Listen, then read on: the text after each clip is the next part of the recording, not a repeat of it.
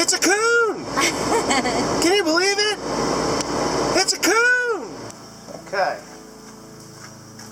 I think I've ran over a groundhog hole, and I bent the shaft that this dolly wheel goes over. I've never bent or broken anything on this baler that was, caused it to not operate. But what's happening is it bent it enough that the tire is hitting the mount. And I thought that it should have probably bent here or here, but I don't see any stresses or anything there. So whatever it was, it bent it like right about there. And what I'm going to do is I'm going to put a chain or a cable across here. Well, I can tell you what I'm going to put on there.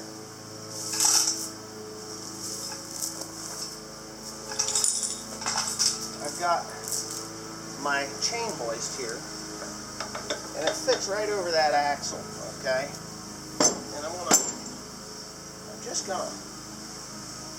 gonna pull it, and it should be enough to bend this back where it belongs. And I'll probably tap it with a hammer a little bit and just get it to where it needs to be, because it's not touching the ground quite properly. And whatever I hit, it did bend the rim, but I bent it back with my brass hammer. So yeah, I'm probably going to take and stick a block of wood behind here so that it stays in line with the tractor, and that's what I'm going to use as an anchor point to pull this thing back with. So okay, so when I go to pull on this thing, it's going to cock it to the side, like really hard to the side, and I don't want it to do that. So what I'm going to do is I have these wedges made up. Who's over there, Tim? Maybe Tim can help me out here a little bit. I got these wedges made up, and what they'll do, because I'm one lonely dumbass, I don't know anything, right? If you need to take up the space and you've only got a 6x6, it ain't gonna do. You can go and you can fight with a 2x4, and maybe that will take up some of the space, but it's not going to work as efficiently as a ramp system. See that? So you get them cut like that, and then you get them behind there. It turns from a 6x6 to, like, I don't know, a 6x8 or a 6x10. So you can do it that way. I've found it to work quite successfully. Okay, nothing too exciting here, just jam them blocks in there. I had made ramps, actually me and Carl had made ramps, and those were the ends of the ramps that we had made. I did end up making larger ramps on the sawmill, but these work really well for this. I mean, it's easy to discover uses for things after you've made them by mistake. But yeah. So I hope you're enjoying this thing, but here we go.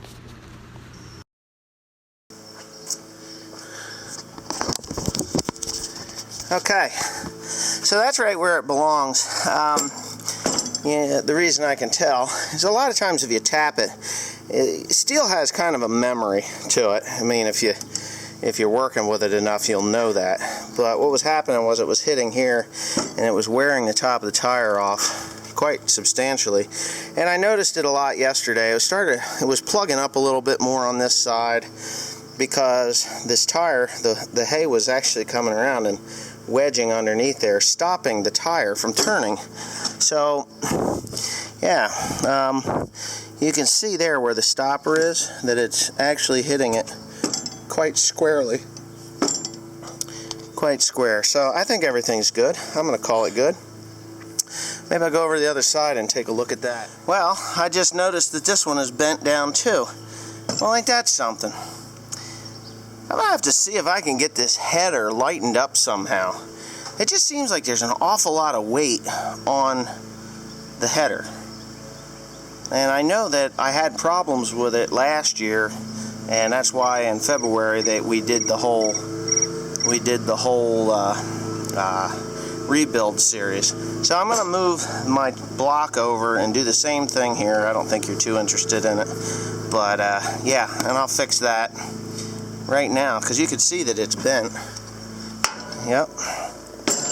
Oh yeah, see the gap at the top there, and it's actually hitting.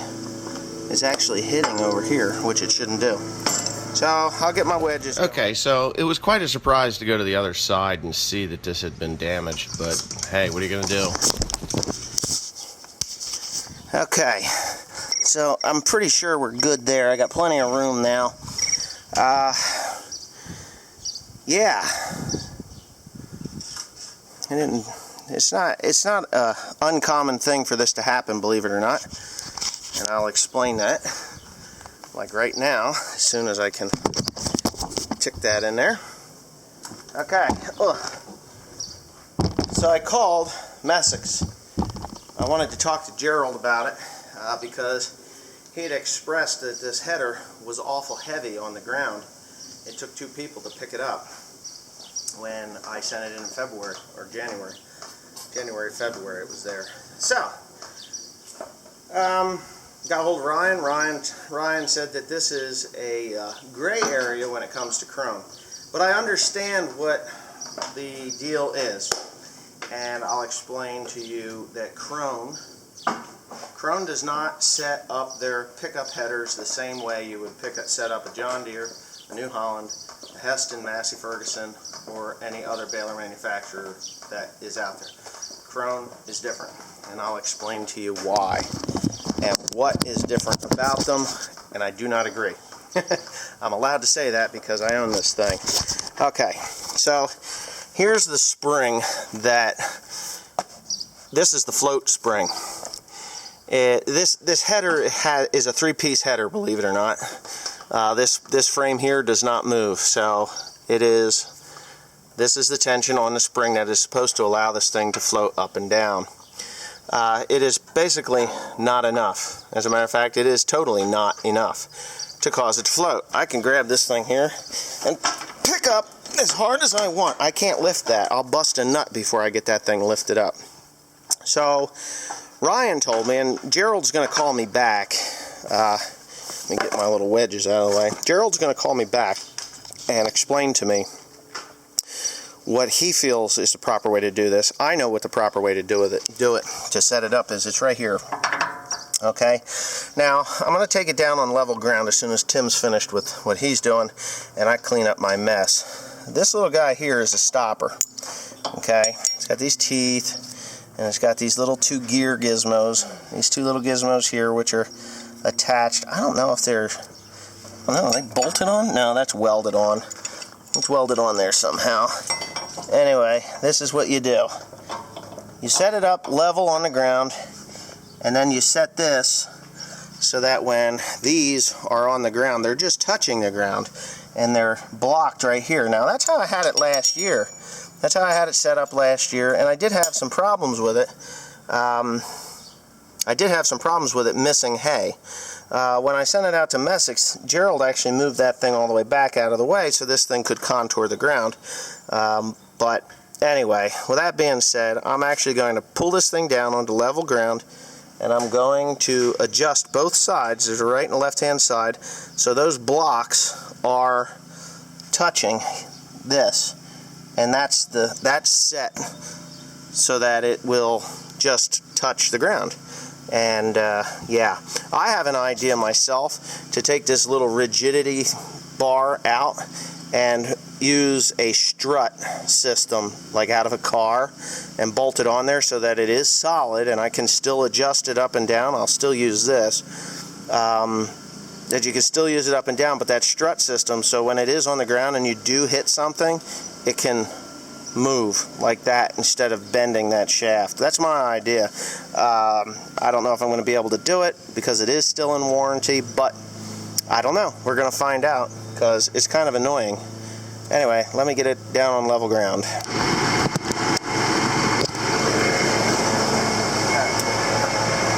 going to need you to go inside. Go inside and pick it up.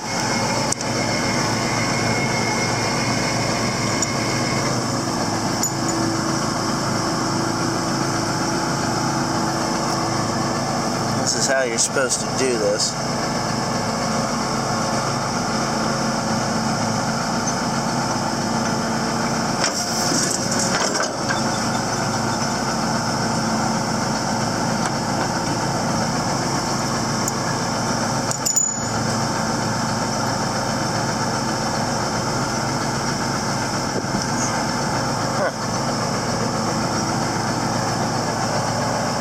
set it down.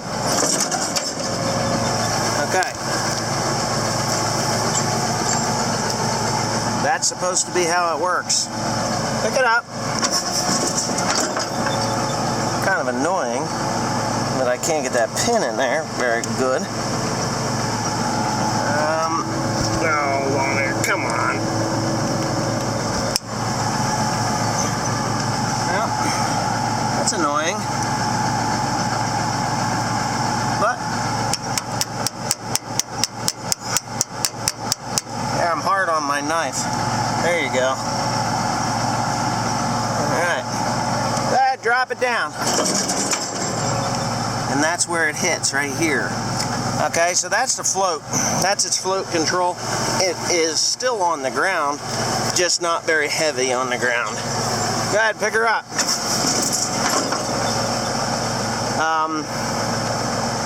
I don't like it. Now, personally, I think it's bullshit. I think that it should float a hell of a lot nicer than that. But you can see the three sections of this pickup. You have the upper section here, the lower section, and then the mounting section. And this is the float spring, which I think should be a lot tighter. Go ahead, up and down. Well, that's how that works. And of course you've got your adjustable windrow. Go ahead, drop it down. So these are the three sections of the windrow. Timothy filled the grease gun, that's why you're seeing grease there. He filled the grease gun up and it is running its grease like normal, like it's supposed to. At least I think that's the way it's supposed to go. He's trying to figure that out. I'll do that.